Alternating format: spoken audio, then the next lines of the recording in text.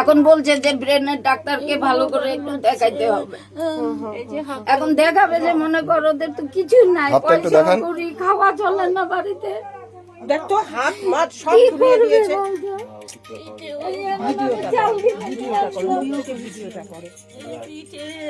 পিঠে টিঠে আচ্ছা তোকে দেখাতে হবে না, তোর সারা অঙ্গ আমি শুনলাম এই রেল লাইনের পাথর দিয়ে বলে তোর মাথার মধ্যে মেরেছে।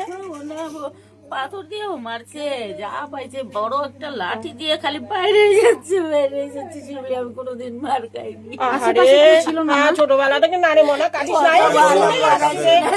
না রে গীতা গীতা আছি, এটা কেন বললো শুনছি না রে মনা, কাঁদিস না আসছি তো আরো মাথা ব্যথা করবে, কাঁদিস না রে বন্ধু কাঁদিস না। আমি শুনি গীতার উপরে হয়েছে, আরে গীতা ওই পড়ায় টিউশনি পড়ায় সব করে। হ্যাঁ গোটা শরীরে কামড়ানো দাগ আছে, গোটা পায়ে সব জায়গায় কামড়ানো দাগ, কামড়ানো হয়েছে গোটা শরীরে, পাথর দিয়ে রড দিয়ে মারা হয়েছে, তার সঙ্গে গোটা শরীরে কামড়ানো হয়েছে। ইসলামপুর মিলনপল্লীর ঘটনা।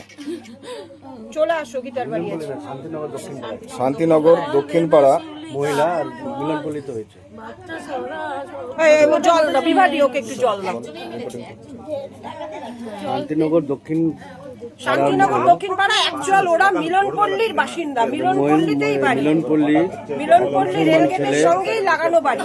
উনি যাচ্ছিলেন রাস্তা দিয়ে, হঠাৎ করে জঙ্গলের থেকে বেরিয়ে ওনাকে অ্যাটেম্পট টু রেপ, ওনাকে যেভাবে করে কামড়েছে, ওনাকে যেভাবে পাথর দিয়ে মেরেছে, রড দিয়ে মেরেছে, প্রাণ একদম খুন করার পরিকল্পনা ছিল। কোনো ক্রমে একজন ওনাকে বাঁচিয়েছে, যার জন্য উনি এখন আপনাদের সামনে একটু দেখতে পাচ্ছেন, নাহলে ওনাকে প্রায় মেরেই ফেলেছিল। প্রায় 8-9টা সেলাই পড়েছে মাথার মধ্যে, গোটা শরীরে কামড়ের দাগ আছে। সুজিতদা, সবচেয়ে খারাপ বিষয় যেটা সেটা হলো গোটা শরীরে, পায়ে, পিঠে, বুকে সমস্ত জায়গায় কামড়ানো হয়েছে। এটাকে কি নজরে দেখবেন আপনারা?